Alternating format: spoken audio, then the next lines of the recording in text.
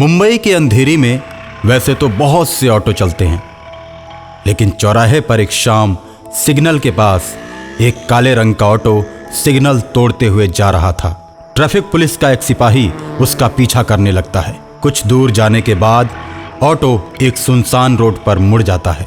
Traffic police का सिपाही उसका पीछा नहीं छोड़ता और एक वीराने में ऑटो ड्राइवर ट्रैफिक पुलिस से तंग होकर अपना ऑटो रोक लेता है। अरे यार, मैं तो ऐसे ही परेशान हूँ, तुम मेरा पीछा क्यों कर रहे हो? तुमने ट्रैफिक रूल को तोड़ा है, चलो फाइन भरो। एक तो सुबह से मुझे कोई सवारी नहीं मिली और ऊपर से तुम मेरा दिमाग खराब कर रहे हो। मैं तो ये सोच रहा हूँ कि अपने ऑटो में तेल कैसे डलवाऊं। अभी तुम्हारे ऑटो को थाने लेकर चलता हूँ, उसके बाद तुम्हारे पास पैसे भी हो जाएंगे। चलो थाने। देखो भाई, मैं कहता हूँ कि आप चुपचाप चले जाओ। मेरे ऑटो में तो तेल भी नहीं है, मैं थाने कैसे जाऊँगा? अच्छा, तो ये बात है। चल, जितना तेल है उतना ही दूर ले चल। पेट्रोल पंप पर मैं तेरी गाड़ी में तेल डलवा दूंगा। यार, क्यों मूड खराब कर रहे हो मेरा?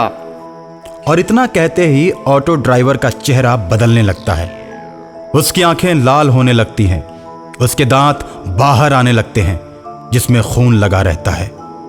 और ऑटो वाला ट्रैफिक पुलिस की गर्दन को पकड़ लेता है। ट्रैफिक पुलिस अपने आप को छुड़ाने का प्रयत्न करता है, लेकिन ऑटो वाला उसे मार देता है और मारकर उसकी लाश को ऑटो में रखकर कुछ दूर ले जाकर झाड़ियों में फेंक देता है। ट्रैफिक पुलिस वाले को ना देखकर शहर की पुलिस परेशान हो जाती है। ट्रैफिक पुलिस वाले के गायब होने की सूचना पूरे मुंबई शहर में फैल जाती है। ऑटो वाला इस खबर को पढ़कर मन ही मन बहुत खुश होता है। रात के अंधेरे में ऑटो ड्राइवर अपने ऑटो को लेकर फर्राटे भरते हुए सड़क पर जा रहा है। अचानक उसे एक यात्री हाथ देता है। ऑटो रुक जाता है। यात्री उसमें बैठता है। ऑटो वाला उससे कहता है, अरे कहाँ जाना है भाई? इतनी रात गए तुम सड़क पर क्या कर रहे थे? भाई, मैं भी तुम्हारे जैसा ही शैतान हूँ। चलो हम दोनों मिलकर शिकार की तलाश करते हैं। मैंने कल ही एक पुलिस वाले को अपना शिकार बनाया है। हाँ, मैंने सुना था। अब तो और मजा आएगा, हम दोनों मिलकर शिकार करेंगे।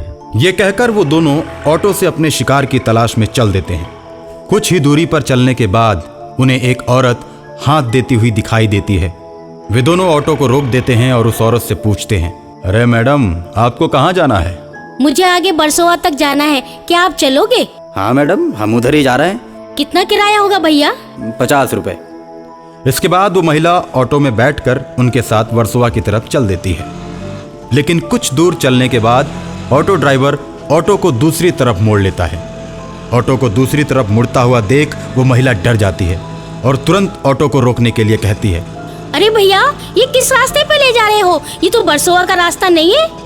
महिला के इतना कहने के बाद वे दोनों अपना रूप बदल देते हैं और महिला की तरफ मुड़कर उससे कहते हैं, हम कोई ऑटो ड्राइवर नहीं है, हम तो भूत हैं और रोज अपने शिकार की तलाश में निकलते हैं और आज हमारा शिकार तुम हो। इतना कहने के बाद वो ऑटो को रोक देते हैं। ऑटो के रुकते ही महिला उतरकर भागने लगती है। आगे आगे महिला भाग रही है और पीछे पीछे वो भूत भाग रहे हैं। भागते भागते कभी झाड़ियों में, कभी पहाड़ों पे, और ऐसे करते करते वो एक सुनसान रोड पर आ जाते हैं। और उसके बाद वो दोनों भूत उस महिला को पकड़कर चीर देते हैं और उसे बीच सड़क पर फेंक देते हैं। सड़क पर लाश को देखकर दोनों तरफ गाड़ियों का जमावड़ा लग जाता है। गाड़ियों के ड्राइवर शोरगुल करने लगते हैं और ऑटो वाले शैतान भी उसी वक्त लाश के सामने आकर खड़े हो जाते हैं। और इसी बीच तहकीकात के लिए पुलिस भी वहां पर पहुंच जाती है। लाश को उठाकर गाड़ी में रखती है और पोस्टमार्टम के लिए हॉस्पिटल की तरफ चल देती है। उसके बाद गाड़ियों की आवाजाही फिर से शुरू हो जाती है। इसी तरह दोनों शैतान शहर में बहुत से आदमियों को अपना शिकार बनाते हैं और खूब मौज करते हैं। और एक दिन एक तांत्रिक उन दोनों के ऑटो पर बैठता है। तांत्रिक को देखकर दोनों शैतान बहुत खुश होते हैं। कहाँ जाना है बाबा जी? हमको वर्सोवा जाना है। तांत्रिक बाबा, हमारा ऑटो तो आदमी को सीधे ऊपर ले जाता है। तुम कुछ ही देर में ऊपर चले जाओगे, सदा सदा के लिए। तुम्हारी आत्मा तुम्हारे शरीर से मुक्त हो जाएगी हम लोग इंसानों की आत्माओं को उनके शरीर से मुक्त करने के लिए इस शहर में विचरण कर रहे हैं। हमने भी बहुत से शैतानों को अपने बस में कर रखा है। मुझे तुम लोगों के बारे में पता चल गया था, इसीलिए सोचा मैंने कि तुम दोनों को मैं अपना गुलाम बनाऊंगा। ओए तांत्रिक बाबा, ये भूल कर भी करने की कोशिश मत करना। हम दोनों आजाद घूमने वाले शैतान हैं, खुले रोड पर इंसानों की भीड़ में घूमते हैं। हमें आज तक कोई भी पकड़ नहीं पाया। जब तुम जान गए हो तो तुमको मरना ही पड़ेगा बाबा जी। एक शैतान बाबा की गर्दन को पकड़ लेता है और दूसरा शैतान ऑटो को चलाता रहता है।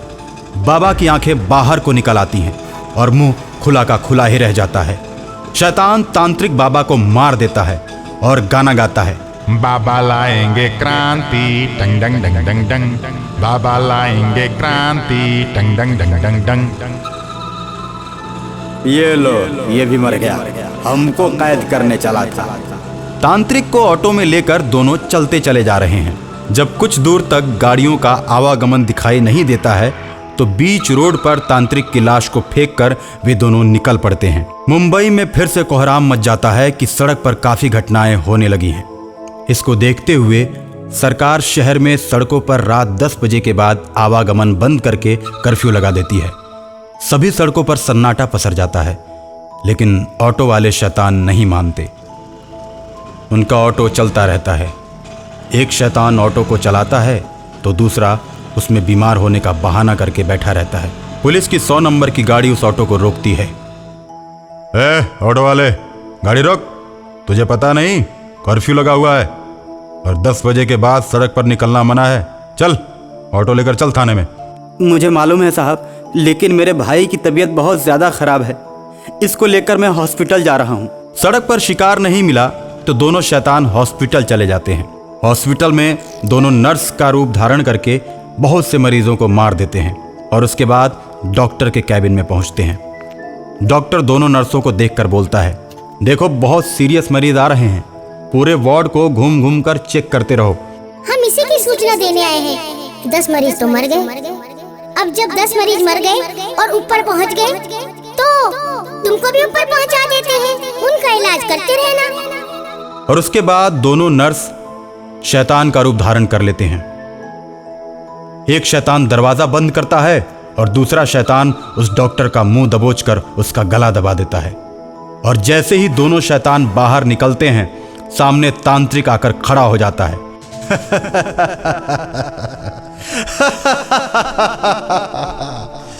तुम्हें क्या लगा कि मैं मर गया? ना, मैं तो तुम लोगों का खेल देख रहा था। इतना कहकर तांत्रिक अपने त्रिशूल से दोनों को मार देता है। दोनों के मरते ही वो ऑटो भी गायब हो जाता है।